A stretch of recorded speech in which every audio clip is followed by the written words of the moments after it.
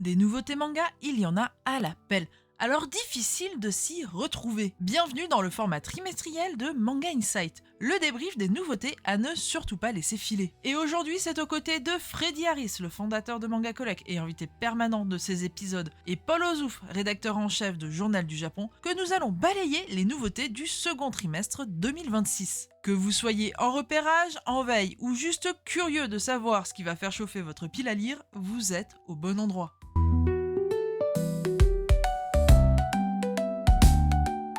Chers auditeurs, chères auditrices, bienvenue sur Manga Insight.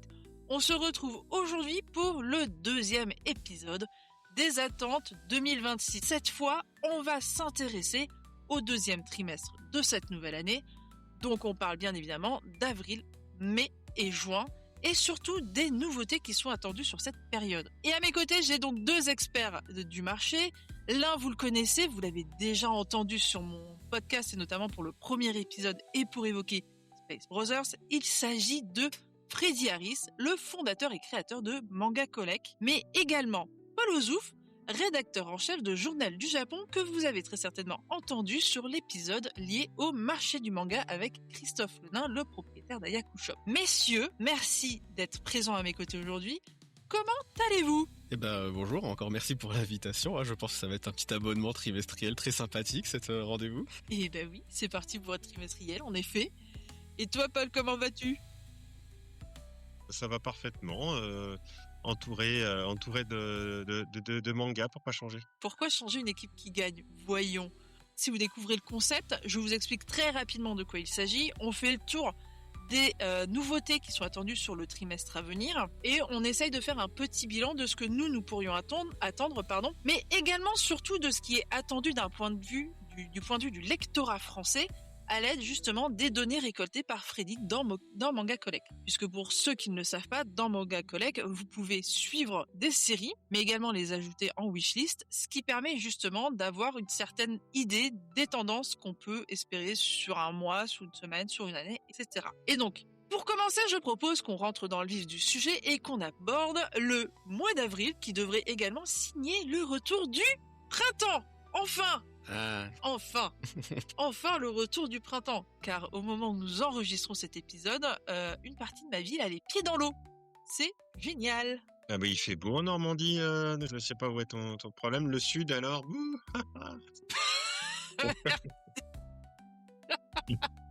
En région parisienne, ça va, écoute. Chers auditeurs, chères auditrices, sachez que avec Juliette, ça fait des années qu'on se cherche gentiment et qu'on se charrie copieusement. Donc soyez pas étonnés, c'est que de l'amour. Ça va faire 10 ans cette année. Et un certain éditeur était persuadé que nous étions en couple. Oui. Mais non. Désolé, peu espoir. Mais pour ce mois d'avril 2026, tout comme c'était le cas, je crois déjà pour janvier, où c'était un artbook qui était parmi les plus grosses attentes du trimestre. C'est pas tout à fait un artbook, c'était c'était le guidebook. Je l'ai catégorisé dans guidebook, mais c'est encore un peu spécial, parce que c'est des classeurs avec des fiches qui sortent régulièrement, donc le One Piece Vivre Cards. Ouais, c'est ça. Et là, cette fois-ci, sur le mois d'avril, nous avons le super artbook de Dragon Ball, qui semble être au plus haut des attentes pour le mois d'avril. Oui, pour mettre un peu de contexte après dans l'application, les personnes ajoutent en wishlist, mais il y a aussi une recommandation qui est faite automatiquement en fonction de sa collection, quand il y a un nouveau titre de l'auteur. Donc là, forcément, quand c'est un artbook, le super artbook de Dragon Ball, ça s'est proposé à beaucoup de monde qui suit déjà au moins une série de Toriyama, et donc ça aide beaucoup à être ajouté en wishlist. Et en plus, vu qu'il avait déjà été apparu dans les bases dès l'été 2025, repoussé un petit peu parce que je suis les bases libraires, mais l'annonce officielle, c'est toujours quelque chose qui est assez décorrélé finalement de ça, mais c'était un peu visible par des utilisateurs il y a déjà quelques mois, donc forcément ça... Voilà, ces deux facteurs, deux variables. Ces deux facteurs, voilà, c'est ça, ces deux facteurs ont joué le fait qu'il soit le plus attendu. Ce qui est assez étonnant en plus, un artbook là au mois d'avril, je sais pas si c'est un événement ou quelque chose, c'est vrai que d'habitude maintenant les artbooks sont vraiment en novembre pour Noël. Il y en a beaucoup qui sortent en novembre maintenant. On en avait parlé dans l'épisode précédent et Toriyama il est mort en mars. Et à la base, Mais tu as plus de mémoire que moi. À la base, ça m'avait marqué, cet artbook devait sortir le mois dernier, justement, puisque par rapport au document que tu nous as créé, était initialement annoncé apparemment le 4 mai, dans 2 semaines au moment où on enregistre l'épisode. Et là, je vois qu'il est reporté à fin avril. Et normalement, ça colle à peu près avec la période du décès d'Akira Toriyama. Si c'est une vraie volonté, parce qu'après, je pense que c'est un artbook, c'est plus compliqué à faire valider et à fabriquer. C'est possible, ouais. C'est tout à fait possible. En dehors de cet artbook, on a quand même un manga de chez Kiyun. Décidément, Kiyun, cette année, c'est la folie, visiblement. Mais il y a un titre de chez eux, qui doit arriver dans leur catalogue, qui est très attendu par le lectorat français. Il s'agit de Cosmos. Cosmos, dont moi je suis une pigeonne, puisque j'ai acheté le premier tome au Japon parce que je suis un petit boulet. Voilà, clairement, qui a l'air d'être plutôt pas mal. T'en as entendu parler, toi, Freddy ? Non, mais après, je suis pas étonné que surtout Kiyun lance une locomotive début avril parce qu'ils commencent à avoir l'habitude. En 2025, ils avaient lancé Phantom Buster et en 2024, ils avaient lancé Kindergarten Wars. Alors moi, à chaque fois, je pariais sur un shonen de comédie. Bon là, il se trouve que c'est un seinen, mais c'est un gros enjeu qu'ils ont l'habitude de sortir en début avril maintenant. Ok, et toi, Paul, t'en avais entendu parler ? Alors j'avais vu un petit peu parce que c'est Ryohei Utamura, c'est l'auteur de Beelzebub, donc c'est pas n'importe qui débarque. A priori, Beelzebub, on était plutôt sur du shonen comédie un peu avec beaucoup d'humour. Là, on va voir puisque c'est un peu de rapidement, c'est un lycéen capable de sentir l'odeur du mensonge. Et forcément, il est un peu asocial parce que tu sens ça partout, quoi, je pense. C'est pas de le dire. Voilà, c'est ça. C'est un faux cadeau et il finit par rencontrer Rin Omura, une enquêtrice d'une mystérieuse compagnie d'assurance intergalactique qui justement donne son nom au manga, Cosmos, qui s'occupe des extraterrestres qui vivent secrètement sur Terre. Et donc forcément, avoir quelqu'un qui détecte le mensonge pour choper des aliens planqués, ça peut être utile. Donc ça pourrait être aussi par moments drôle. Mais a priori, on est plutôt SF, enquête, slice of life, et quelque chose un peu plus adulte a priori que du shonen. C'est catégorisé seinen, quoi. Donc ouais, curieux un petit peu. Moi, je l'ai mis dans ma shortlist pour voir un petit peu de quoi il retourne. Pour l'instant, c'est 6 ou 7 tomes, je crois, au Japon. Alors, il a débuté 2023, je crois. Ouais, 2023, donc, ouais. Ouais, c'est ça. On va être pour du seinen, c'est 7 tomes en bientôt 3 ans. Non, on est sur un rythme à peu près une pépère normale. Je sais plus dans quel magazine il est.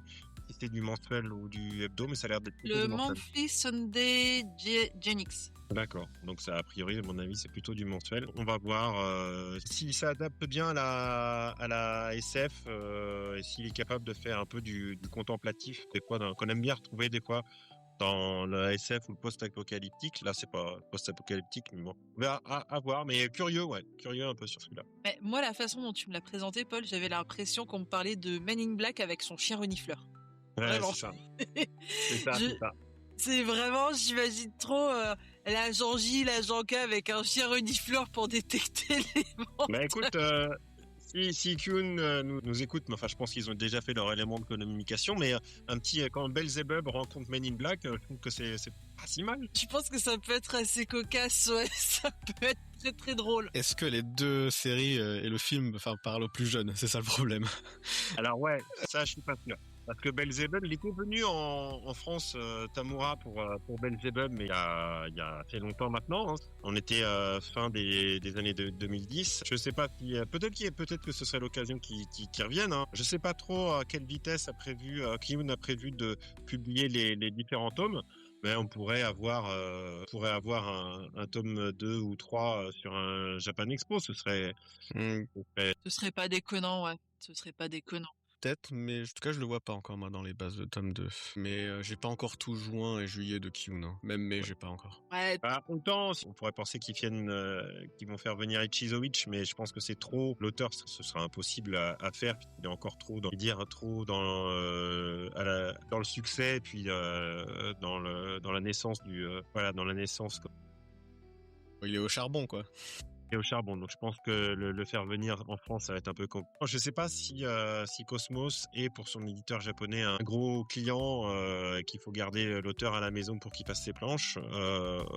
On verra bien s'il est déplaçable et s'il est déplacé pour une Japan Expo. En tout cas, ce serait le profil me semble pas trop. Ce serait sympa de l'avoir, je pense. En tout cas, c'est la première série de l'auteur qui quitte Kazé en France. C'est vrai. Chez un autre éditeur. C'est vrai. Il y a peut-être eu une volonté, ou alors tout simplement le Kiun a su proposer un plan market, un budget plus intéressant que Kazé. Kazé, sachant que bon, là actuellement, Kazé est dans une phase aussi de rééquilibrage et de redécouverte de soi, avec le changement Crunchyroll Kazé. Je pense que ça doit pas être évident non plus pour eux, et que c'était peut-être pas non plus la première des priorités de parier sur Cosmos, alors qu'ils savaient eux-mêmes ne savaient même pas eux-mêmes de quoi demain allait être fait pour eux. C'est ça, et puis il faut voir un petit peu aussi parce que c'est la maison mère, c'est HarperCollins, je crois. Ouais, c'est ça. HarperCollins, ouais. Ouais. Donc faut voir un petit peu aussi. Autant, on l'a appris aujourd'hui, c'est Mehdi Benrabah donc qui va devenir directeur édito, et on aura Jérôme. Voilà, tandis que Jérôme Schelling, qui est aussi un nom de vieille date, lui va s'occuper de la communication et peut-être du marketing. Je suis pas sûr pour le marketing. Il est directeur marketing, mais ça fait déjà 2 ans qu'il est revenu chez Crunchyroll Manga. Donc on a un duo, si tu veux, qui a au moins de l'expérience. On peut pas dire le contraire. Peut-être qu'eux aussi ils vont attendre un petit peu avant de s'installer et de faire une première année courante. Oui. Avant de voir. Voilà où ils peuvent mettre des sous, s'ils peuvent mettre des sous, quelles sont leurs marges d'action. Très probable qu'ils aient fait une proposition pour Cosmos, mais que celle de Kiun était peut-être supérieure. Ouais, c'est probable. À mon avis, une bataille un petit peu, mais peut-être pas très longtemps. C'est fort probable. Sachant que Kiun est très très fort en com et en market, je serais pas étonné qu'ils aient mis les petits plats dans les gants. Autre nouveauté bien attendue sur le mois d'avril, et ça pour moi j'avoue que je suis très très surprise de voir qu'il est autant attendu, c'est Mad, qui doit sortir chez justement Kazé, qui est un récit post-apo, puisque on suit un homme qui s'appelle John, qui en gros la Terre, alors c'est pas précisé si c'est la Terre ou si c'est une autre planète, mais en tout cas des aliens ont atterri sur un environnement humain. Des aliens qui ressemblent aux aliens de la série Alien de Ridley Scott, si je ne m'abuse, qui ravagent tout, qui bouffent tout le monde. Un groupe de survivants commence à se déplacer pour essayer de trouver une terre d'accueil. Ils détectent un signal radio qu'ils vont commencer à suivre. Il s'avère que finalement, c'était visiblement un piège. Et le seul qui reste, c'est John, qui donc est secouru par des soldats et va donc à partir de là essayer de survivre. Alors, moi je l'attends beaucoup. Là, pour le coup, c'est un truc que j'attends beaucoup. Parce qu'il y a un côté très Fujimoto dans le dessin et dans l'approche graphique. Alors c'est marrant que tu dises ça parce que justement à la conférence de presse hier, il le présentait un peu comme un pari comme Fire Punch, un truc un peu déjanté, même si c'est très différent de Fire Punch évidemment. Ah ouais. Mais dans tout cas, dans une série un peu qui peut partir un peu dans tous les sens, d'un délire d'auteur, quoi. Parce que d'un point de vue dessin, moi je trouve qu'il ressemble pas mal effectivement au dessin de Fujimoto, donc je serais même pas étonné qu'on me dise l'auteur de Mad c'est un ancien assistant de Fujimoto, puisque l'auteur c'est Yusuke Otori qui est un nouveau sur le marché. Je crois que c'est peut-être pas son premier titre, mais c'est son premier en tout cas en France, et effectivement son dessin, la composition aussi des planches est très cinématographique, et donc il y a vraiment ce rapport avec cette comparaison avec Fujimoto qui pour moi est inévitable. Je plus sois, je vais juste rajouter, qu'est-ce que je peux rajouter, 5 volumes au compteur, je crois. 5 ouais, ou 6, ça doit être ça, ouais. 6 en cours, des pré-publiés dans le Shonen Jump Plus. Voilà, c'est ça. En plus, pour Kazé, ça initie du coup le retour vraiment au logo Kazé, à la vraie communication. Il n'y aura plus, à partir de début avril, de nouvelles éditions, de nouvelles séries avec les logos Crunchyroll. Toutes les séries en cours continuent, mais les nouvelles sont toutes Kazé. Et donc Mad, avec aussi d'autres séries qu'on va parler juste après, je pense. Ça initie enfin du coup ce changement au retour de Kazé. Et Mad, c'est un gros jeu quand même pour l'éditeur. Oui, donc, c'est vrai. Ils nous ont même montré un petit trailer qu'ils avaient préparer et tout. Donc on sait que ça a été dealé pendant Crunchyroll Manga, parce qu'on sait que maintenant les droits ça fait plus d'un an, dealé en avance, etc. Donc voilà, et ça initie le retour de Kazé, mais ça n'a pas été signé il y a 2 mois, quoi, tout ça. Ça, je me doute, mais pour le coup, je pense qu'il le gardait dans les tiroirs, ne sachant pas de quoi demain, le lendemain allait. Autre, d'ailleurs, Kazé sur le mois d'avril carbure, puisqu'on a le retour d'un shoujo qui est hyper attendu, qui a été hyper demandé. Alors, je ne l'ai jamais lu, moi, à titre personnel, c'est l'Arcane de l'Aube. Donc, moi, je suis très curieuse, parce que je ne l'ai jamais lu, et donc je suis un peu une pigeonne sur le sujet, donc à partir du moment où j'ai accès à un truc qui ressort, moi, je suis très contente. Paul, peut-être que toi, tu le connais. Ouais, bah après, j'avais lu le premier, et je m'étais arrêté là. Alors, je me souviens plus exactement pourquoi, mais c'est vrai que ça m'avait pas forcément marqué. J'ai vu passer les numéros, et j'ai vu une communauté, je sais pas, mais en tout cas un public suivre, sans que ça monte. Alors après, c'est un shoujo, c'est difficile de monter dans les top classements de quoi que ce soit. À la limite, il est dans le top classement Manga Collect. Voilà, je pense qu'il est, ça fait quoi ça? Ça fait 5e, quatrième, ouais, 4e. Je pense que c'est déjà le mieux qu'il ait jamais fait. Donc après, ça présage pas de la qualité, mais non, bien sûr. je suis peut-être pas le public, donc je vais pas trop juger, à voir. Je sais pas qui ça peut toucher. Est-ce que c'était quoi? C'était déjà fini et il y avait plus. C'était en 13 tomes, oui, c'était fini, mais c'est en arrêt de com, depuis un certain temps. D'accord. Bon, bah ouais. Alors ça permettra un petit peu de redécouvrir, mais bon, ça fera pas, à mon avis, ça va pas non plus faire des étincelles énormes. Je sais pas, à voir, ça dépend comment ils le marketent, et s'ils arrivent à cibler, je sais pas, les lecteurs et lectrices de Yona, par exemple. Je sais pas du tout si, par contre, la similarité du titre fait sens à cette comparaison, mais je me dis en termes de lectorat, et surtout, ils croient en l'auteur ou l'autrice, je sais pas, je crois l'autrice, Raitoba, parce que du coup, ils sortent en même temps une nouvelle série, La Bête du Roi. Ah oui. C'est vrai, il y a ce double pari sur les 2 séries justement de l'autrice. Donc le retour de l'Arcane de l'Aube, pardon, et La Bête du Roi. Mais tu vois, ça va être la même autrice, La Bête du Roi m'intrigue beaucoup moins, bizarrement. Mais encore, je vais poser la question à Paul. Est-ce que vous voyez sincèrement l'un comme l'autre lire ce genre de titre? Moi, je suis pas la cible non plus, je pense. Pour le boulot, ouais. S'il arrive, j'allais dire, si Kazé nous fait le plaisir, en tout cas, nous veut qu'on en parle et nous l'envoie, on va faire le boulot, on va le lire. Oui, mais la coupe du tome 1, si tu veux, avec les petites oreilles là, c'est joli, hein, j'aime bien le bleu. C'est déjà vu en fait. C'est joli, hein, c'est assez fin. Après, c'est qu'une coupe, mais c'est joli, c'est assez fin, c'est tout ça. Mais bon, ça transpire pas l'originalité pour le moment. Après, le manga date de 2019. C'est pas non plus une grosse nouveauté. Terminé en 18 tomes au Japon. À voir. Je pense que ça peut effectivement répondre aux attentes d'un certain lectorat. C'est ça. Mais ce sera peut-être pas le lectorat majoritaire. Non, après, tu vois, il y a la symbolique est sympa, le retour de Kazé et le retour de l'Arcane de l'Aube pour lancer la Bête du Roi. Le package est tout à fait compréhensible. Et puis c'est le moment ou jamais, si tu veux te dire, bah tiens, voilà une nouveauté du même auteur, je te vends l'Arcane de l'Aube avec. Donc je pense que on peut faire quelque chose sur les 2 tomes 1 respectifs. Après, plus loin, eux ils y croient. Alors écoute, on verra bien. Oui, clairement. De toute façon, si eux n'y croient pas, personne ne pourra y croire. Hein. C'est un peu ça. Ce qu'on peut remarquer aussi sur du coup ce retour de Kazé, c'est que ce sont des shoujo, ils seront classés shoujo dans la base de données, mais ce sera pas marqué sur le titre. Il n'y aura plus du coup le logo rose shoujo. Tout le jeu il n'y a plus de collection, plus de violet seinen et de orange shonen. D'accord. Bien. Ça veut dire qu'il joue le jeu attendu par une partie du lectorat et lancé, je crois, par Glénat. Je crois que c'est Glénat qui avait lancé ce truc-là. Je sais pas s'il y a que eux, parce qu'après on peut dire depuis toujours Akata n'a jamais mis des labels shoujo, etc. sur ses titres.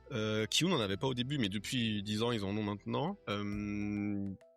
Pika le mettent pas en très, c'est pas très gros quand même quand c'est marqué dessus. Kana, il y a des couleurs, mais ça c'est pas marqué explicitement shoujo dessus. Donc ça dépend, c'est un peu variable. Kurokawa n'a jamais trop mis non plus la cible de collection de je n'ai pas énormément de Kurokawa, donc je pourrais pas me rendre compte. Donc non, c'est pas, je dirais pas que c'est Glénat c'est les premiers, mais on va dire que c'était eux qui avaient des cartouches qui étaient très visibles surtout. Ouais, et puis eux ils ont communiqué très très fort sur le fait qu'ils arrêtaient ce truc là aussi. Donc, bon, en tout cas, moi, je trouve ça bien qu'ils arrêtent, que certaines maisons d'édition arrêtent d'utiliser ces cibles éditoriales-là. Parce que je trouve aujourd'hui, en 2026, je trouvais déjà que ça n'avait aucun sens il y a 10 ans. Je trouve encore plus, que ça a encore moins de sens aujourd'hui. Parce que Paul se souviendra peut-être, lorsque j'ai sorti mon article sur les enfants de la baleine il y a bientôt 10 ans maintenant, je m'étais pris la tête avec un mec parce que non mais c'est un shoujo. Oui mais ça a été remarketé en CNN en France. Oui mais c'est quand même un shoujo. Vas-y. C'est un vieux débat moi que j'avais même dans les années début des années 2010, c'est-à-dire que c'est pas un segment, c'est pas un secteur, c'est un lectorat cible. Et comme c'est un lectorat cible, en fait, il y a deux écoles. Il y a ceux qui disent, c'est en fonction du lectorat. Donc, quand on est en France, on n'a pas tout à fait le même lectorat qu'au Japon. Donc, on peut adapter. Et il y a ceux qui disent, non, les magazines de prépublication japonais, c'est l'alpha et l'oméga. Telle catégorie dedans, c'est vrai pour la terre entière. Et ça se chicore, honnêtement, je m'en fous pas mal. J'avoue de plus en plus, justement pour pas être entraîné dans ces guerres de clochers, basculer assez vite sur un terme du genre c'est de la romance, c'est du machin, des vrais segments qu'on comprend. Donc voilà, si ça peut mettre fin effectivement, si ça peut mettre au moins au bon rang, voire en troisième rang, ce débat inutile, c'est toujours bien. C'est ça, d'autant plus que ça peut permettre au lectorat aussi d'élargir un petit peu sa zone d'horizon. C'est-à-dire que tu as beaucoup de... alors, je ne vais pas parler de lecteur-lectrice, mais je sais qu'il y a beaucoup de personnes qui sont en mode « Ah, mais moi, je ne lis que du shonen, moi, je veux que du shoujo. » Alors que ils ont des idées préconçues sur ce que ça peut être, en fait. Il y a même plein de shonen romances que les gens pensent que c'est des shoujo. Oui, complètement, ouais. Je pense par exemple à Bloom qui est un shonen ou Blue Box qui est un shonen, et lorsque Blue Box est sorti, je voyais plein de gens en mode non mais c'est un shoujo. Non, enfin bref, on va pas refaire le monde, mais bon voilà. Donc ça c'est les 4-5 premiers titres les plus attendus sur le mois d'avril. Mais sur le mois d'avril, moi il y a quand même un webtoon que j'attends parce que je le suis et que j'aime beaucoup l'histoire, c'est I'm the Queen of This Life, in This Life de chez Pika.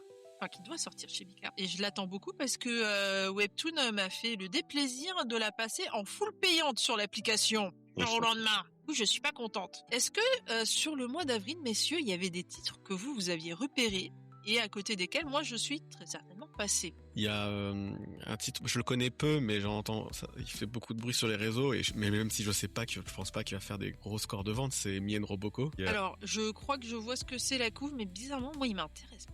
Enfin, j'ai du mal à me projeter dessus. Je sais pas si je vais le prendre non plus parce que même déjà quand j'essaie de l'animer, c'est quand même hyper spécial, c'est très condensé et c'est hyper référencé. Enfin, tu sais, chaque couverture reparodie une couverture d'une autre série de manga.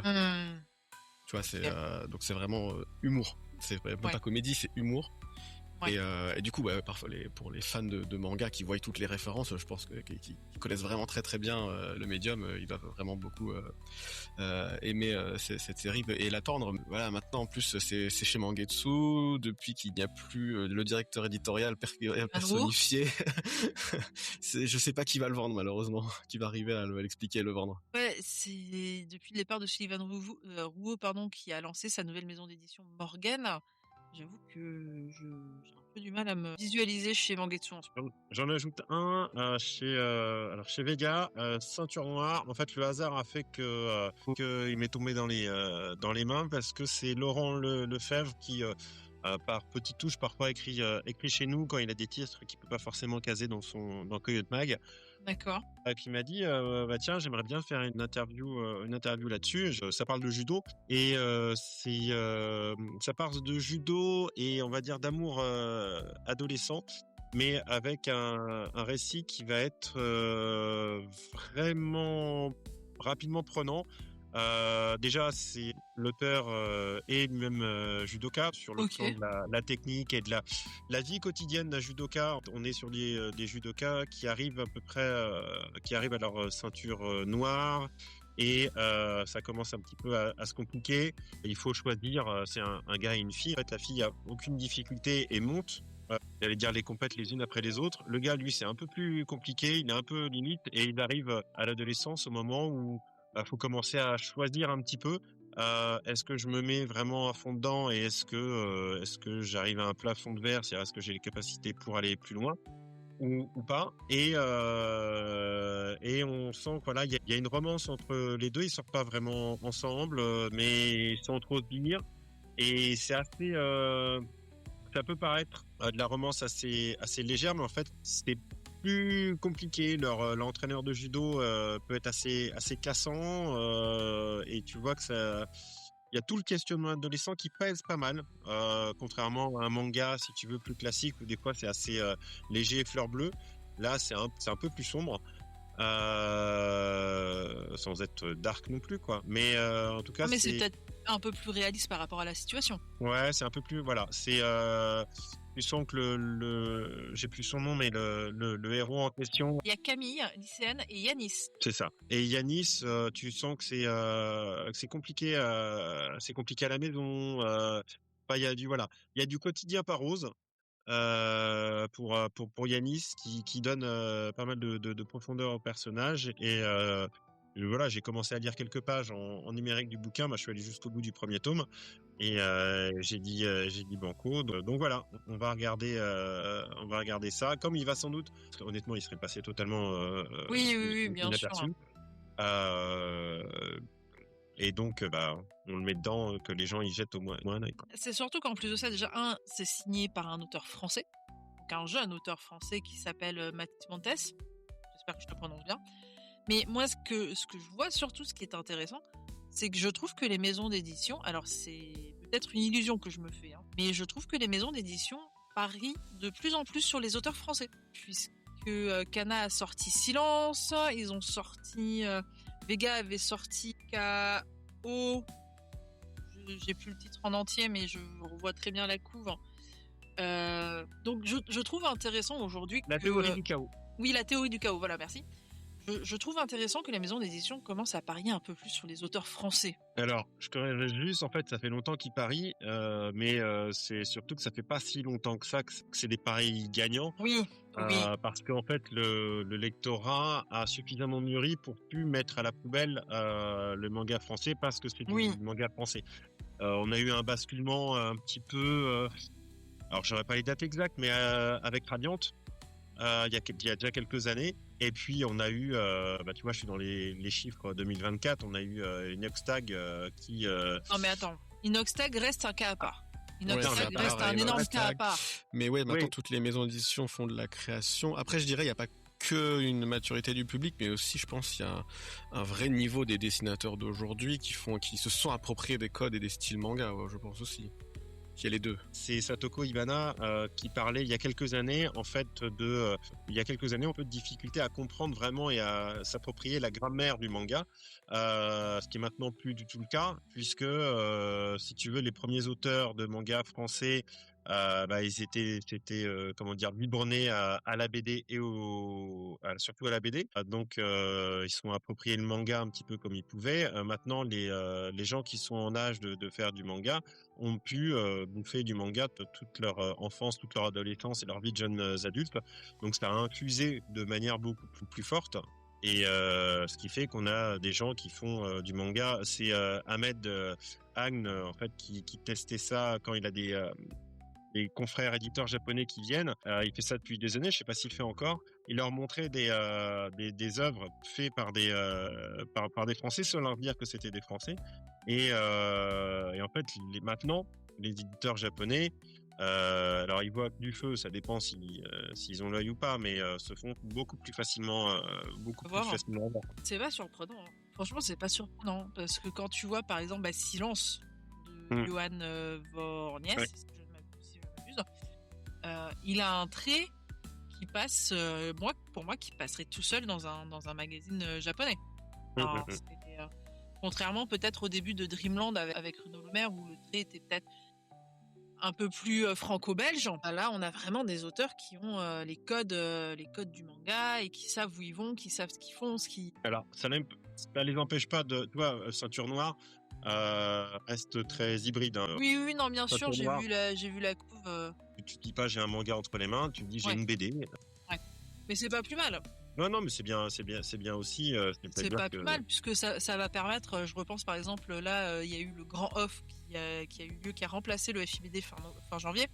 Et Charlie Hebdo s'est permis de faire une vidéo avec des primés d'Angoulême, où t'en as quand même un qui dit, je crois que c'est Rhys qui dit ouvertement que le manga, les jeunes n'ont plus que ça à la bouche, et que de toute façon c'est absolument partout pareil, c'est exactement la même chose à chaque fois, en dehors de quelques exceptions. Bon, si ça peut faire fermer leur bec aux personnes de plus grande mauvaise foi sur le sujet, sur le marché, sur le sujet du manga, sur ce que ça peut représenter et ce que ça peut rapporter, bon, moi ça me va aussi, parce que quand j'entends des auteurs de BD qui disent ouais, le manga il m'a mangé des parts de marché, je veux bien l'entendre, mais il y a un moment donné, si les jeunes sont allés sur ce médium-là, c'est qu'il y a une raison aussi, c'est que toi tu leur offrais pas ce qu'ils voulaient. Surtout, la BD a un gros creux sur le segment ado. Il y a jeunesse et BD de genre adulte, mais ils ont complètement délaissé les ados. Et c'est ça, c'est qu'il y a un moment, moi quand j'étais ado, je lisais l'Enfust Mag, et donc là t'avais magazine de pré-publi, donc t'avais du l'Enfust de Troy, t'avais du l'Enfust des étoiles, t'avais d'autres BD dans le même genre, donc t'avais Dolls, t'avais Atalante, t'avais ce genre de trucs. Mais c'était pas ce qui était le plus répandu, et c'était pas ce qui rapportait le plus de business, donc ça pariait pas du tout là-dessus, ou c'était moins mis en avant que ça aurait pu être en fait. Et là maintenant ça se plaint. Écoutez les mecs, après voilà, quand tu on est vieux et cons. Non, mais c'est pas ça, mais c'est pour mettre le nez régulièrement dans les bilans de GFK, Livre Hebdo, etc.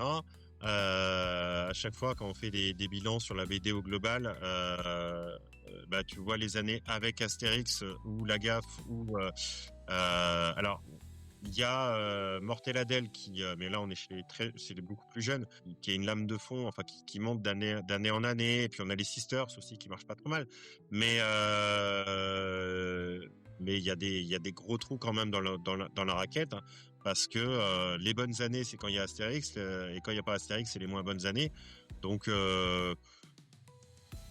ouais les gars, vous avez peut-être raté quelque chose, non, si vous vous reposez sur des auteurs qui sont, c'est des nouveaux auteurs, mais sur des auteurs qui sont morts, j'allais dire. Ça pique, hein. Ça pique un peu, quoi. La BD c'est pas j'allais dire, c'est pas des œuvres merde, je retrouve pas comment on dit, la nécro. Effectivement, il y a un moment donné, va falloir sortir du cercueil, quoi. Après, tu vois, moi j'ai mon fils de 8 ans, on trouve des trucs qui sont très bien, mais justement avec des gens qui ont basculé, qui font plus de la BD à papa, et qui se nourrissent d'influences aussi bien japonaises que US. Donc voilà, c'est sûr que si on fait de la même BD qu'avant, ou du truc d'auteur qui est parfois primé, mais que personne n'y comprend rien, et qui me gonfle titre personnel. Ah ouais, je vais vers le manga. J'ai relu un Boule et Bill l'autre jour. Quand t'es jeune, ça passe. Quand t'es vieux, c'est mignon. Mais enfin bon, t'es construit un peu sur du vide quand même. La profondeur des personnages, Boule et Bill. Walou, quoi. T'es pas le public. Encore une fois, t'es pas. Non, mais j'ai été le public. Si tu veux, j'ai été le. Et mais faut voir ce qu'on offre aussi, quoi. Oui, non, mais bien sûr. J'ai repris un Boule et Bill aussi en lecture il y a pas longtemps. Je comprenais rien. Je me disais mais pourquoi je comprends rien? Je le lisais à l'envers comme un manga. Oui, mais forcément tu te mets bien en handicap là. Cela dit, sur Boule et Bill, c'est pas grave, parce que de souvenir, les planches, c'est une seule planche. Non, mais j'ai commencé par la première page, mais c'est vraiment les cases et les bulles que je lisais à l'envers. Ah ouais, non, là, oui. Ça va, j'ai pas commencé non plus par la dernière page, ça va. Passons au mois de mai. Mois de mai, donc, premier manga le plus attendu sur le mois de mai, est un manga qui a été repoussé plusieurs fois, malheureusement, mais que tout le monde attend. Il s'agit de Jeanne chez Naban. moi j'ai beaucoup de potes dans mon entourage qui l'attendent.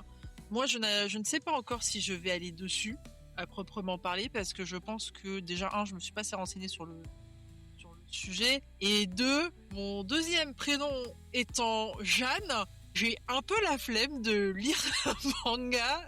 Au secours. Voilà, c'est ça. Voilà, j'ai un peu la flemme de me faire taunt éventuellement en raison de ça. Donc je laisserai les potes y aller. Ouais. Mais je vois que tu as des raisons critiques de qualité. Ça fait bien entouré de gens qui... Non, c'est le même prénom que moi, ça dégage. Alors écoute, mon premier prénom étant Juliette, je n'ai jamais lu Juliette, je t'aime. On m'a tellement bassiné avec que Attendez, celle-là. Je ne l'ai jamais lu. Bah écoute, c'est quoi le troisième prénom? Alors c'est en référence à une pub sur du fromage, si tu veux. D'accord. Est-ce que tu vas la voir ou pas? Non, je l'ai. Je ne m'appelle pas Chantal, mais j'aime le Cantal. D'accord. Okay. Ah bah alors donc Cantal Sama, je pense que d'ici qu'on ait un nom de manga avec du Cantal. Je remarque, il y a 3-4 ans, les produits laitiers ont co-sponsorisé. Oui, non mais oui, alors, le titre, oui. Ce produit de propagande qui n'a jamais été poursuivi d'ailleurs, dit en passant. Et je m'étais renseignée sur le truc. Je crois que le mec qui était derrière ce manga, c'était le publiciste qui avait inventé le slogan les produits laitiers sont nos amis pour la vie. Ben, je crois que c'était un peu le retour de ça, c'est possible. Donc maintenant j'ai la pub dans la dette. Bref, donc Jeanne, après. Ça peut intéresser les fans de Jeanne d'Arc. De les intéresser les fans de Yoshikazu, il y a Suiko, donc qu'on appelle le plus simplement Yas, parce que Arion et Venus Wars ont quand même plutôt pas trop mal marché, et surtout la série la plus connue, c'est du coup Gundam The Origin, qui est en cours encore, non, qui est complet maintenant chez Vega depuis cette semaine, mi-février 2026. Écoute, on verra bien, mais je sais même pas si ça parle vraiment de Jeanne d'Arc. Si, l'enfance de Jeanne d'Arc a priori. Ouais. Si, comme le bouquin Jésus. Alors, pour être exact, c'est censé suivre la Émilie de Baudricourt, une jeune fille qui va croiser dans son enfance le chemin de Jeanne d'Arc. Que si tu veux, on n'est pas Jeanne d'Arc à la première personne. Émilie, en fait. Émile, pas Émilie, Émile. Ah, oula, il va falloir la faire. Moi, j'ai Émilie sur. Moi, j'ai Émile. Émile de Baudricourt. J'ai Émile, mais peut-être qu'ils ont pu changer le résumé et les traductions. Ils changent assez régulièrement. Les éditeurs, ils doivent changer ça. Fnac, donc j'ai une confiance un peu moyenne. Moi, j'ai un résumé Manga News. Ah, on va dire Manga News alors. Moi, j'ai un résumé Manga Collect. Oui, mais il vient d'où le résumé Manga Collect? Mais à ton avis, il vient d'où le résumé de la Fnac et de Manga News? Bah oui, c'est l'éditeur. Donc bref, une personne qu'on appellera de Baudricourt. En plus, c'est marqué Émilie de Baudricourt, une jeune fille qui croisa dans son enfance le chemin de Jeanne d'Arc. Donc Émile, remarque, elle peut s'appeler Émile, hein, mais Émile poursuivra son parcours initiatique qui l'amènera à Orléans, où elle rencontrera le dauphin. Terminer la tâche d'entreprise. Oula, oui, alors c'est pas tout à fait Jeanne d'Arc en aller-retour, visiblement. C'est la réincarnation de Jeanne d'Arc. Pardon. Et une fille qui 10 ans après avoir rencontré Jeanne d'Arc, je sais pas où, 11 ans après, c'est de retour, elle veut mener à bien ce qu'avait commencé Jeanne d'Arc, quoi. Donc, elle rencontre le dauphin. Et les Anglais hors du pays. Ouais, je sais pas, ouais. Donc, non, je vais passer. Ça va, j'aime bien Yasuhiko aussi, mais je sais pas ce qu'il va faire, c'est ça. Mais bon, on verra bien. Oui, c'est un titre qui revient en France parce que ça avait été publié chez Tonkam entre 2002 et 2003. En 4 tomes. Donc ça fait vraiment très très longtemps. Vraiment, on peut considérer ça comme une toute nouvelle série en France. C'est ça. Mais c'est ouf le nombre de séries que Tonkam perd en ce moment. Mais là, je pense que ça s'était perdu il y a longtemps, même avant que ce soit racheté par Delcourt. Hein. Là, aujourd'hui, Pika a quand même annoncé le retour d'Angel Sanctuary.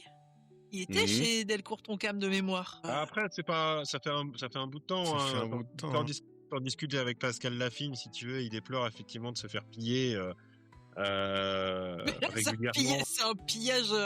Même la dernière édition d'Angel Sanctuary, c'était 2014. Hein, et puis ça n'a pas dû être imprimé depuis longtemps. Et c'était Tonkam, c'était même avant Delcourt. T'as Junji Ito qui l'a lancé, et puis c'est Mangetsu qui a relancé, qu'on a profité, qu'on a récupéré les lauriers, on va dire. Mais oui, ton cam. Après, les Japonais vont aller vers aussi parfois le plus gros chèque. Alors toi, le plus gros chèque, soit la meilleure offre de lancement, de marketing, Oui, Le oui, gros bien chèque sûr. mis dans la com et le marketing, ouais. Ouais, aussi, ouais, carrément. C'est toujours un chèque. Là maintenant, aujourd'hui malheureusement à l'heure actuelle, je suis plus sûre qu'on puisse réellement parler de passionné et je pense que aujourd'hui on va plutôt sur une relation de combien je vais récupérer. C'est du. Bon, après, ça a C'est du toujours été business, du business. c'est Ouais. du business. Tu peux faire les deux, tu peux quand même être passionné, mais Oui, non, bien sûr, mais si je tu pense veux que les travailler Japonais, si tu veux que ta boîte se passe bien et que tu veux en vivre depuis longtemps, il faut quand même aussi avoir une rentabilité. voilà, c'est ça. Ouais. Mais je pense que les Japonais, ils sont en mode, bon, ben, on veut de la renta, on veut de la renta.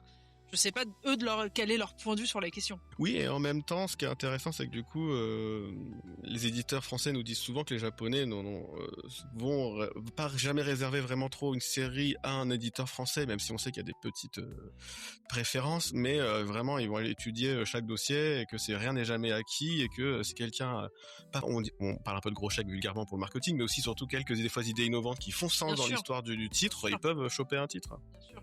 D'autant plus que au Japon, ils n'ont pas la même relation avec le manga que nous. C'est-à-dire que pour nous, ça va être un vrai produit culturel, potentiellement de l'art selon la puissance qu'on veut lui accorder. Au Japon, ça reste un produit comme un autre au final. Autant le rentabiliser au max. T'as plusieurs clauses. Je pense. On voit d'ailleurs certains mangaka qui, de toute façon, déjà de base au Japon, passent d'un éditeur à un autre assez régulièrement, ou même Oui.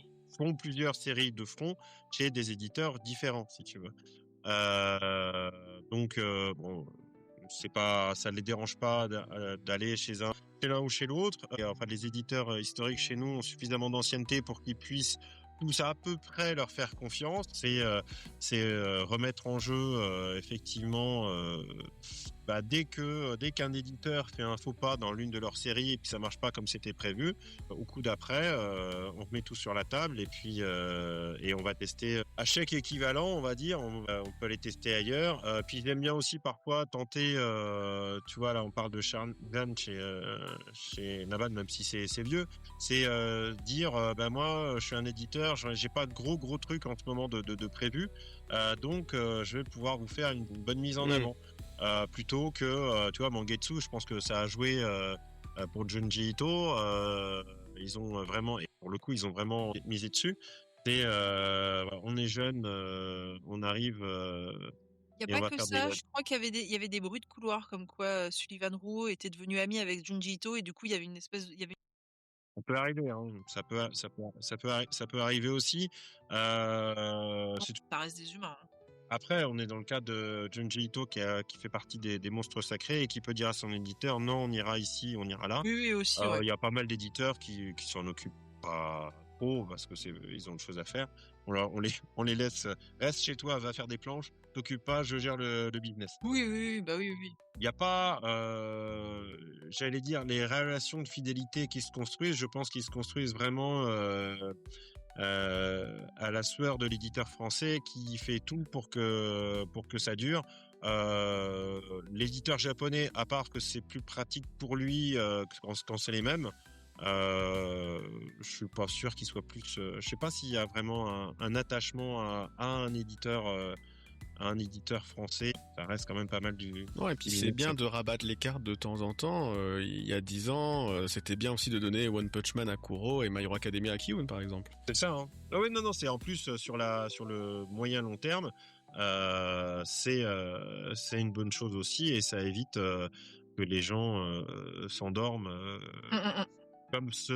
Comme l'ont peut-être fait, je mets des guillemets là-dessus, mais Kana, Glénat et d'autres qui misaient par exemple sur My Hero Academia et One Punch, ils se sont fait un peu surprendre. Non, c'est une bonne chose en soi.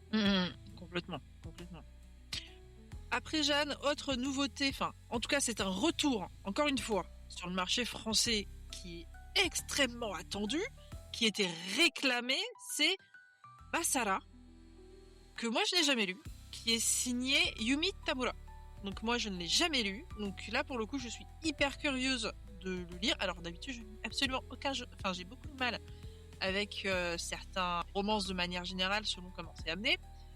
Mais là, ça m'intrigue quand même pas mal, parce que j'en ai entendu beaucoup de bien, donc je suis très, très, très curieuse de ce que c'est. Et c'est un retour en Star Edition, c'est pas des tomes doubles, mais c'est quand même, ils sont un peu plus chers, mais par rapport au nombre de pages, ça vaudra le coup, parce que je crois que la série, elle est prévue en moins de tomes, parce qu'elle est sortie en 27 tomes, à l'époque, chez Kana, et là, la nouvelle sera prévue en 16. Bien aussi d'avoir, je pense que leur format Star Edition se prête bien à ce retour. Et donc, chez Kana, c'est vrai que c'est marrant, c'est que ça reste au moins chez le même éditeur, elle était parue entre 2001 et 2006 en France, donc ça que ça fait longtemps. Et là, pour le coup, c'est une série qui n'a pas été annoncée il y a pas longtemps, donc c'est vraiment des ajouts qui sont tout frais dans l'application. Même moi, quand j'ai fait un petit post sur les réseaux sociaux, il a bien marché.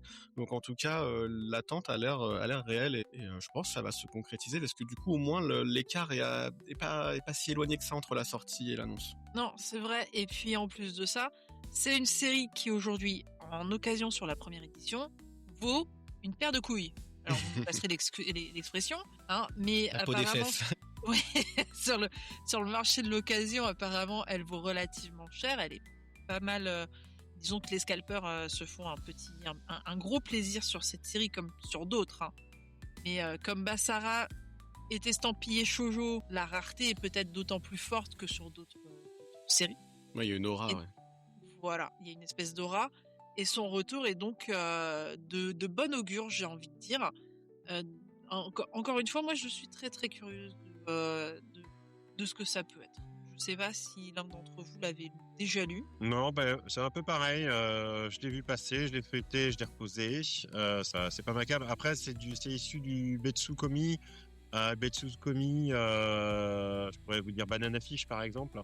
Mais c'est pas du tout un magazine. Je crois que je suis en train de regarder, mais je crois qu'il y a rien. Il y a quelques titres connus dans le magazine, mais il y a jamais t'as la courtisane des dos, t'as le clan des pots. Ouais, et c'est pas du tout ma tasse de thé. Voilà, pareil, mais ça, oui, ça a son lectorat. Je pourrais difficilement, en estimer l'ampleur, mais pareil, je passe. Ouais, tiens, c'est marrant. J'aurais cru que tu serais allé voir par curiosité. Moi, je sais pas encore, parce que j'ai pas commencé d'autres titres de l'autrice, mais en tout cas, Don't Call It Mystery, ça m'intéressait, mais je l'avais pas commencé non plus, donc je sais pas si j'adhère ou pas. Ouais, c'est vrai que je n'ai fait aucun titre non. Ah, si, pardon, je dis des bêtises. Chez Seven Seeds. Ouais, j'avais regardé l'anime de Seven Seeds que j'avais adoré, et je regrette de ne jamais avoir eu la fin. Hein, voilà. Et j'avoue que j'aimerais beaucoup qu'il le ressorte en France, même si j'y crois moyennement. Mais... Je sais, ouais, c'est un arrêt de com. Elle a été abandonnée surtout par Pika. C'est rare les séries abandonnées. C'est très rare. Après, le truc de Yumi Tamura, c'est qu'elle a un dessin qui est vraiment très très 90s, et ça plaît pas à tout le monde, quoi. Vraiment, ça ne plaît pas à tout le monde. Tu peux me mettre dans le tout le monde. Merci Paul. Mais effectivement, ça peut être un gros point faible pour beaucoup de lecteurs, surtout quand à côté tu as des titres. Je pense par exemple à Ichi the Witch, justement t'en parlais en début d'émission, Freddy, qui a quand même un dessin qui est vraiment petits oignons, hein, on va pas se leurrer. Ou d'autres comme My Hero Academia qui s'est terminé, qui a quand même un dessin qui est plus moderne, qui est plus... Voilà, il y a des choses comme ça qui font que le lectorat, potentiellement, un dessin un peu vieux n'ira peut-être pas dessus. Mais bon, moi, je souhaite à Basara que ça fonctionne. Je pense, en fait, pour qu'il fonctionne, faut qu'il fonctionne par cooptation, j'allais dire par bouche à oreille. Oui, complètement. Effectivement, sur une étale de librairie feuilletée en 2 secondes, il joue donc que sur le graphique. Ce sera... je pense que t'auras, tout comme t'as des amateurs, si tu veux, de cinéma qui peuvent avoir 30 ou 40 ans et qui sont tout de suite happés par le style. Mais ce sera plus niche.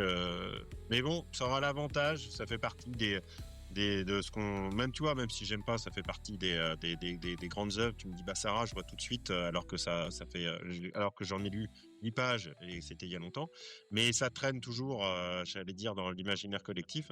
Donc c'est bien qu'il soit disponible en fait à titre patrimonial historique. Mais il est pas vendu comme un titre patrimonial, c'est ça qui est intéressant, et surtout que je trouve que la couverture du tome 1 est assez moderne.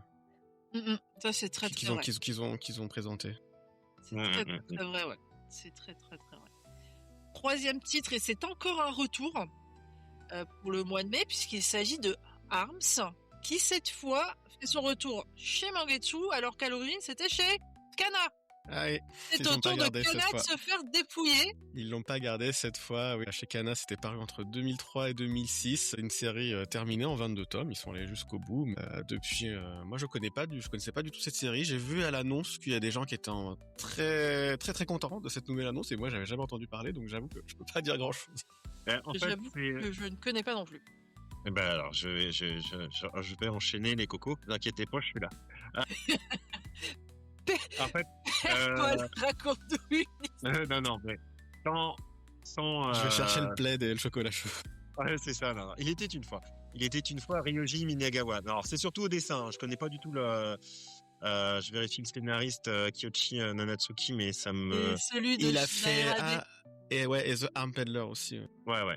Donc, en fait, Ryoji Minagawa, alors exactement comme Basara, si tu veux, c'est plutôt niche. Il a marqué l'histoire en fait du manga en France, puisque un des premiers titres, là on est vraiment dans les années 90, ça s'appelait Spriggan, alors qui a été republié Spriggan et Panini là. Oui, c'est Spriggan chez Panini, et à l'époque chez Glénat c'est Striker. Ouais, c'est ça. C'était Striker à l'époque chez Glénat. Et moi, en même temps que je lisais Akira, je lisais Striker / Spriggan.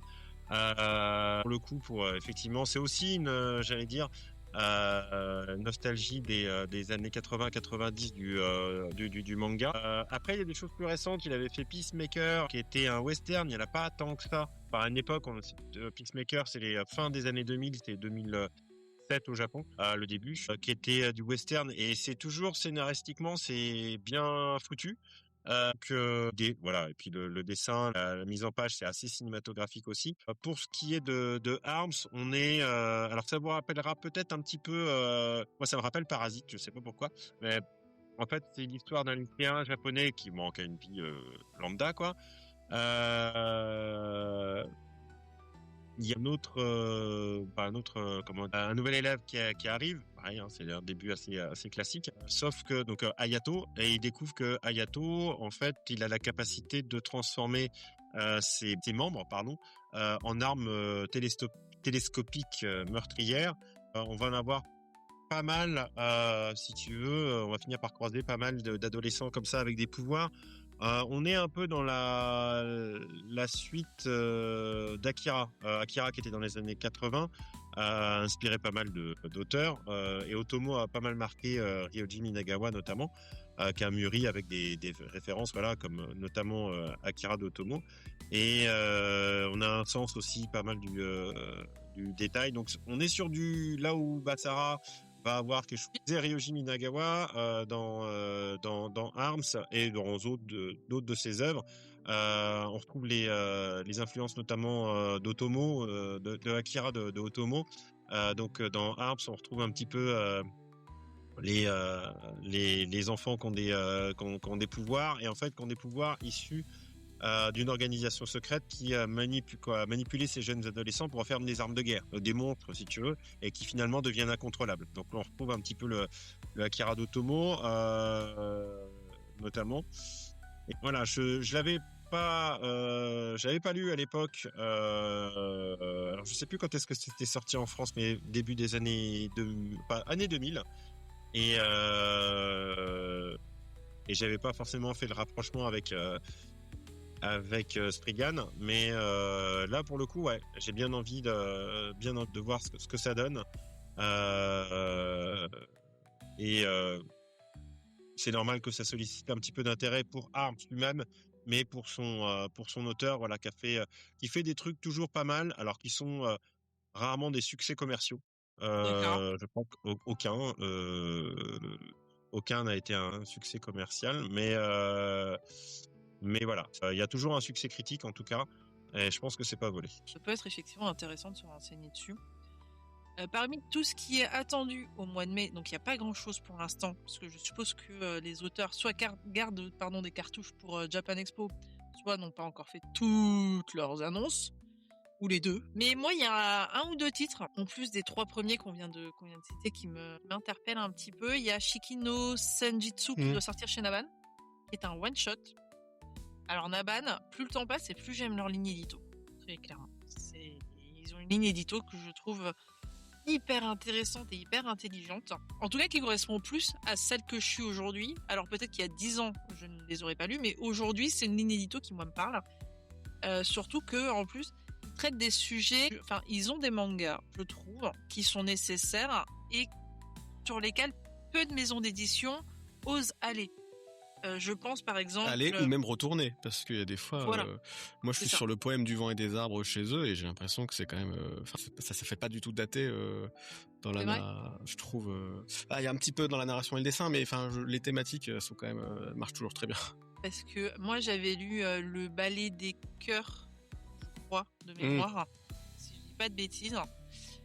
Oui, le ballet, c'est ça, le ballet des le ballet des cœurs que j'ai commencé et en fait no Rondo, c'est ça. Oui. C'est ça, et je trouve de Haruka Kawachi, et en fait je trouve intéressant d'avoir ce genre de titre qui justement s'intéresse vraiment à l'humain et à ce qu'il peut ressentir. Typiquement, elle le faisait déjà dans Les Fleurs du Passé avec le deuil d'un amour perdu, comment tu fais pour dépasser ça. Qu'ils ont réédité aussi en plus. Qu'ils ont réédité. Voilà, c'est ça. Je trouve extrêmement bien qu'on puisse retrouver ce genre de... Il y a un autre titre que j'aime beaucoup chez eux, qui est vraiment sur l'humain, comme tu dis, c'est Vide ensemble. Oui, il est superbe. Alors il ne s'adresse pas à tout le monde parce qu'effectivement, c'est une histoire qui prend son temps. Largement, oui. Mais je trouve ce manga génial. Vraiment, il est magnifique. Et il y a encore un webtoon. Alors celui-ci, messieurs, je vous invite fortement à le lire parce que les dessins, c'est pépite. Donc, il est estampillé chez Albin Michel au titre de Mother's Contract Mariage. Mais sur Webtoon, il est estampillé sous le titre du dragon, la princesse et... Attends, c'est quoi déjà le titre complet? Que je ne me foire pas, que je ne vous dise pas de bêtises. Le dragon... Ça, c'est sûr, il y a une histoire de dragon, c'est sûr et certain. J'ai pas le titre Webtoon, moi j'enregistre que le titre que je vois même chez le libraire. En tout cas, j'avais assisté un petit peu au live de Caro qui avait fait avec une éditrice de code chez Coda.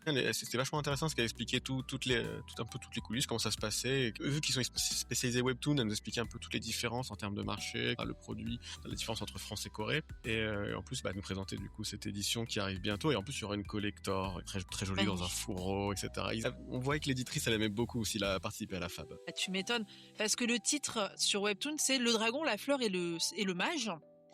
Et donc, c'est une espèce d'isekai, grosso merdo. Enfin, vraiment, la base, ça pourrait ressembler à un isekai, mais en gros, on suit une petite fille des bas-fonds, c'est dans un royaume médiéval.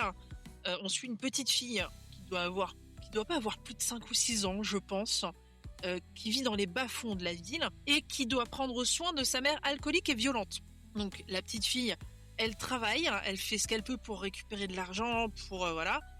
Et en fait, un jour, elle récupère sa première pièce d'argent et sa mère va lui prendre pour pouvoir s'acheter une robe et aller à un bal pour séduire l'empereur. Et elle va passer un contrat avec cet empereur, et donc la petite fille des bas-fonds se voit propulsée au rôle de princesse et sa mère au rôle d'impératrice.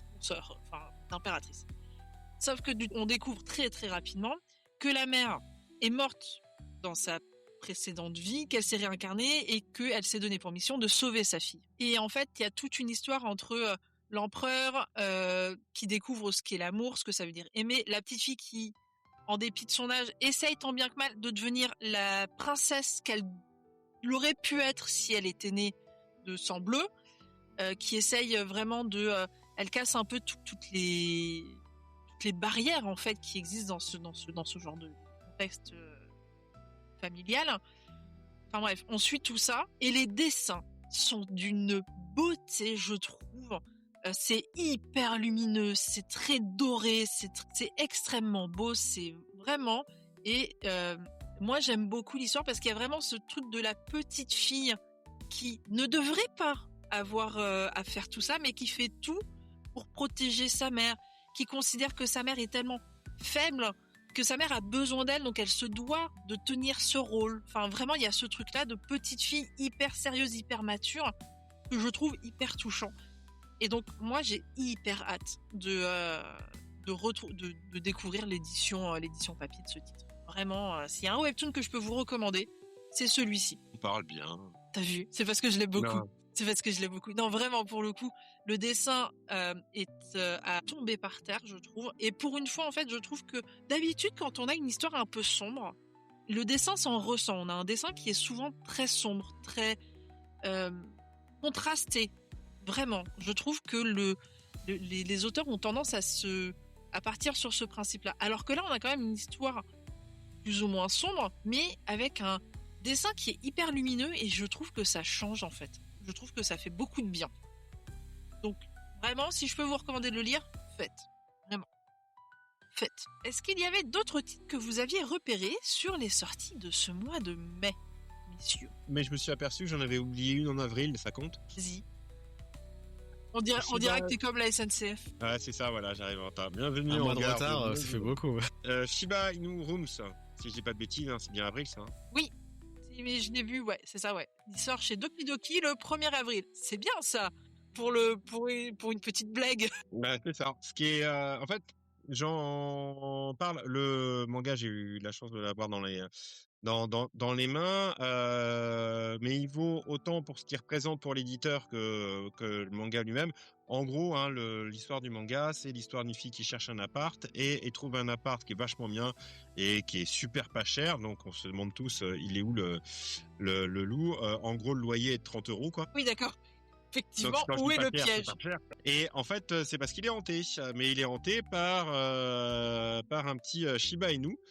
Et en fait, qui a un caractère, et puis même, faut voir sa tronche sur la couverture, mais qui a un caractère vraiment de merde. En fait, pour ceux qui aiment les personnages tsundere, là, on a un chien tsundere, qui comme tous les tsundere au début, il s'engueule avec la jeune fille, il est invivable, et puis petit à petit, j'allais dire, entre gens abîmés, on se comprend. Donc c'est plutôt sympa, c'est assez touchant en fait. Et puis il y a plein d'autres chiens qui débarquent. Moi je suis pas du tout manga de chat, je laisse ça à Tatiana, toi qui la connais, qui est notre spécialiste de manga de chat. Mais et ben voilà, pour ceux qui sont plutôt team chien, c'est plutôt sympa. Aussi autour de comment les gens un petit peu abîmés par la vie se réparent. Elles se réparent parfois à travers les animaux, j'allais dire. Oui, non, mais c'est vrai, hein, à travers leur relation avec un animal de compagnie. Hein.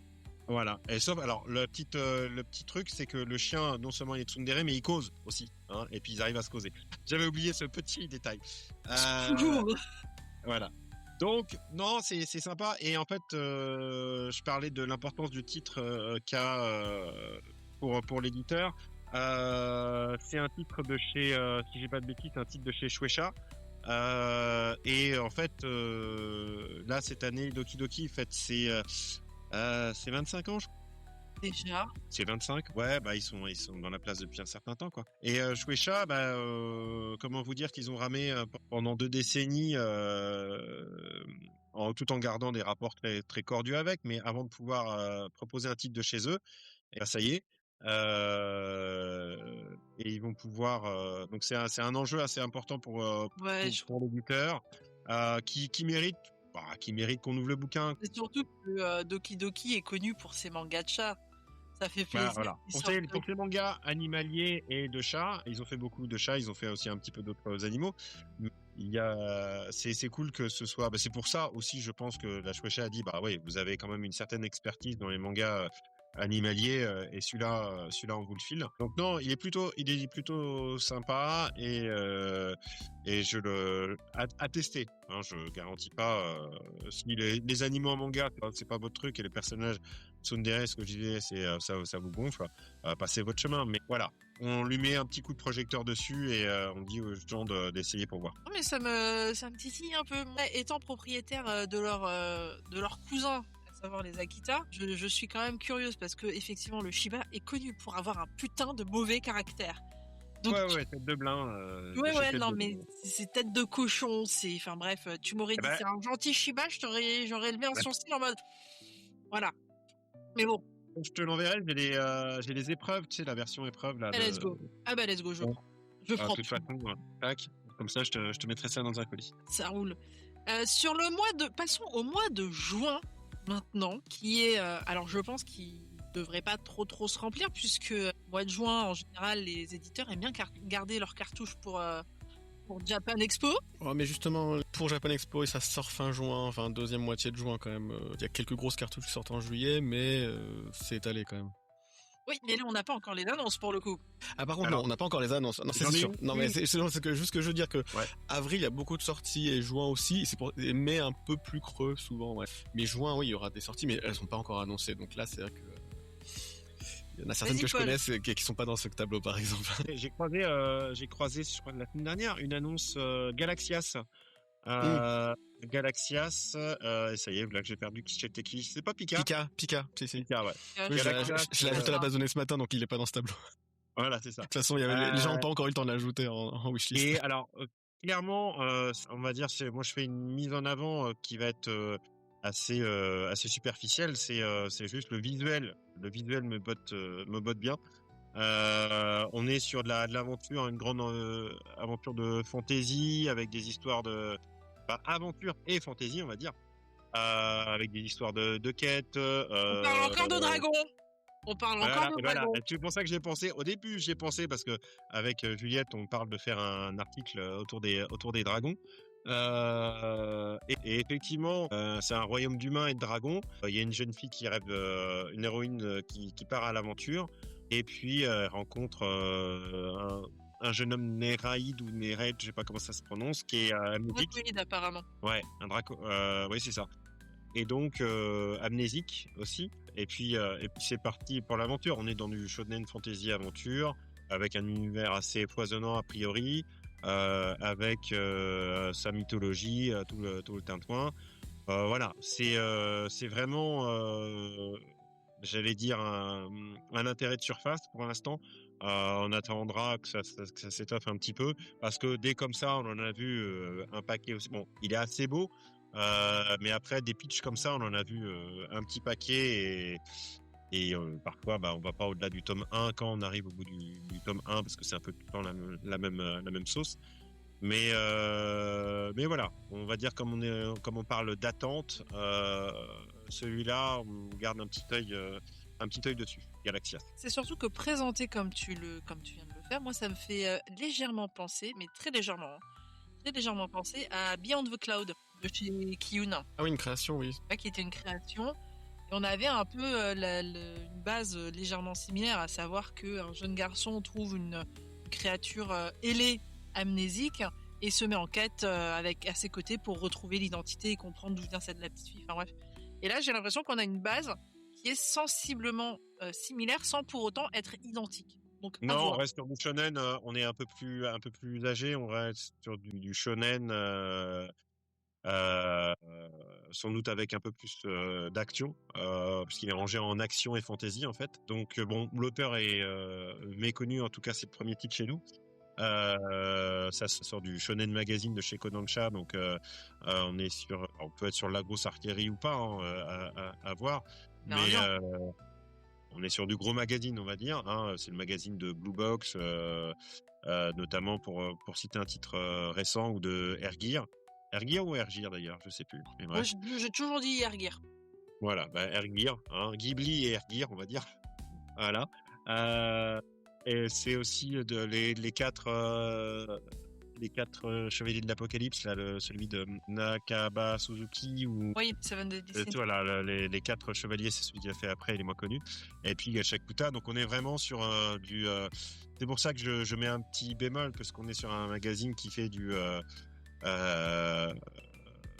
shonen de manière industrielle. Donc faudra voir si c'est pas juste mettre des ingrédients cool ensemble et puis basta. Mais voilà, la couve, l'univers, c'est un pourquoi pas pour moi. Ok. Sur le mois de juin, donc pour l'instant nous n'avons pas toutes les sorties comme précisé.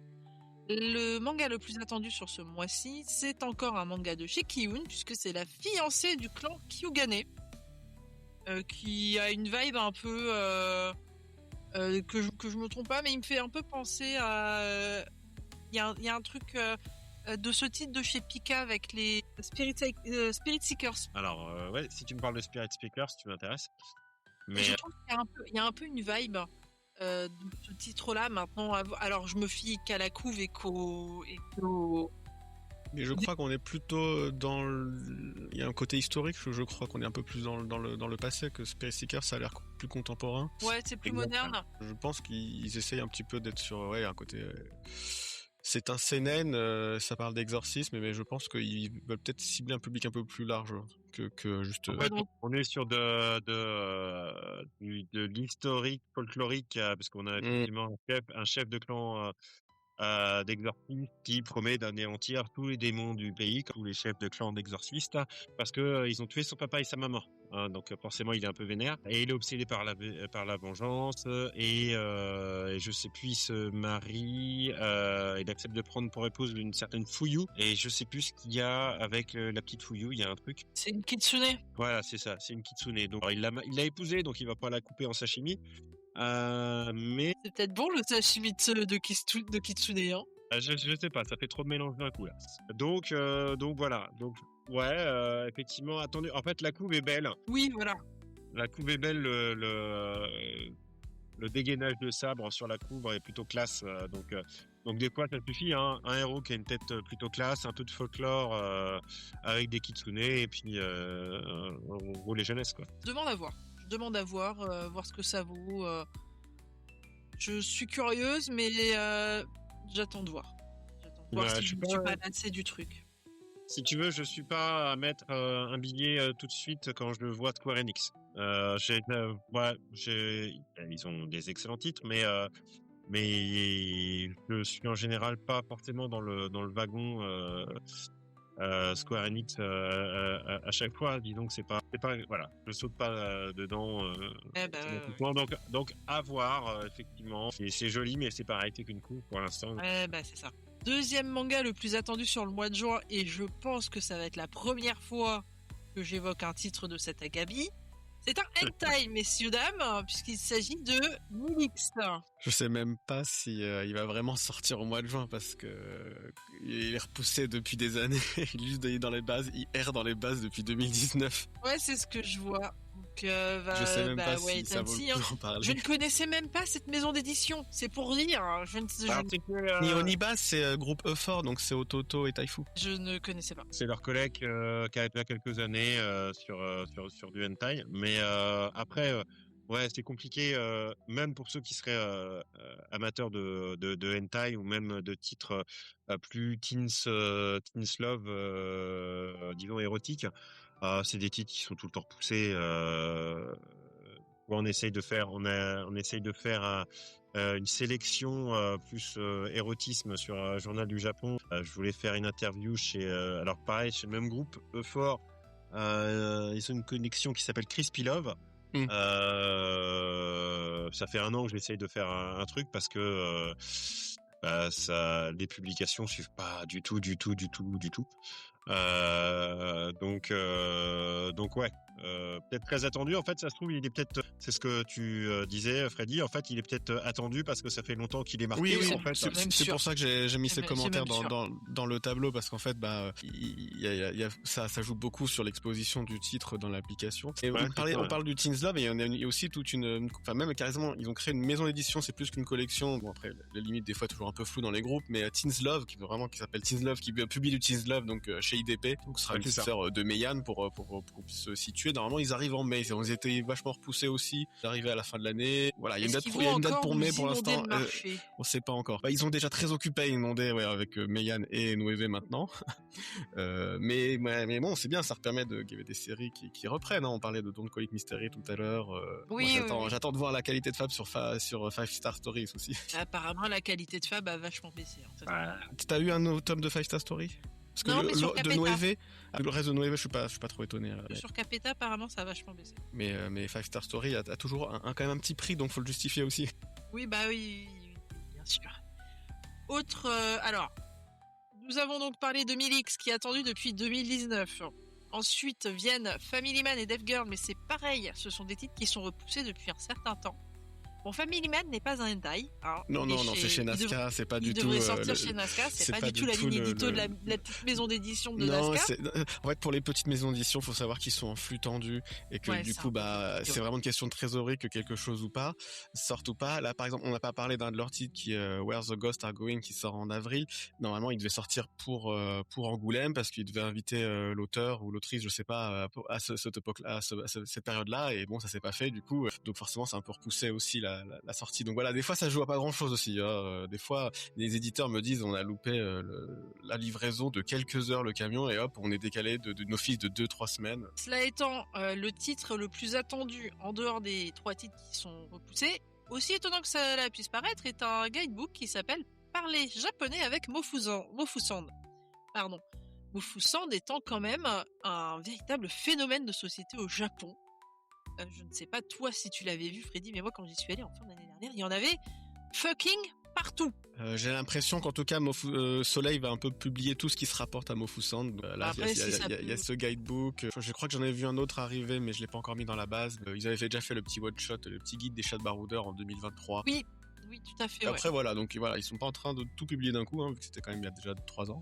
Mais j'ai l'impression que oui, en tout cas, du coup, je pense que ça a aussi bénéficié de la reco par auteur. Ouais, ça, il y a des chances. C'est pour ça que il apparaît aussi dans le classement. Qu'est-ce qu'il y a d'autre? Après, on peut parler de titres qui sont peut-être moins attendus parce qu'ils ont été annoncés un peu plus récemment. Moi, perso, il y en a un que j'attends vachement de chez Mangetsu. D'ailleurs, c'est le seul qui est prévu visiblement pour l'instant sur le mois de juin chez Mangetsu.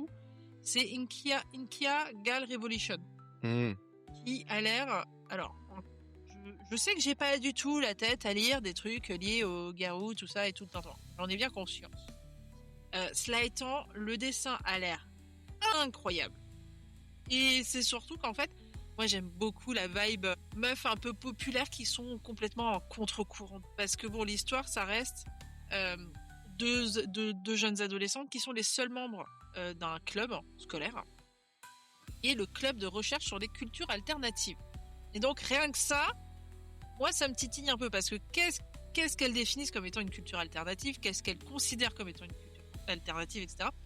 Rien que ça, moi, ça me titille un petit peu. Et en fait, le synopsis va un peu plus loin en disant que elles aiment tout ce qui est stylé et surtout, ce sont des addicts à tous les gadgets de la contre-culture geek et nerds qu'elles collectionnent avec soin. Alors là, c'est bon, moi, vous m'avez convaincu. Juste parce que je suis une geek, potentiellement une nerd, et que j'ai le syndrome du collectionneur. Allez, let's go, moi, je veux lire ça. D'autant plus qu'apparemment on a des personnages qui sont physiquement, enfin qui sont esthétiquement parlant, visuellement parlant, très féminines, mais qui ne le sont pas nécessairement tant que ça d'un point de vue psyché.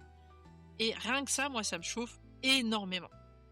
D'autant plus que ça a une petite vibe un petit peu à la comment ça s'appelle ce manga She Wasn't a Guy.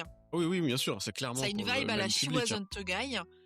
Qui me chauffe énormément. Donc je suis très très curieuse de le découvrir. Est-ce que vous, sur le mois de juin, il y avait des mangas que vous aviez repérés à tout hasard? Il y a celui que j'ai cité tout à l'heure.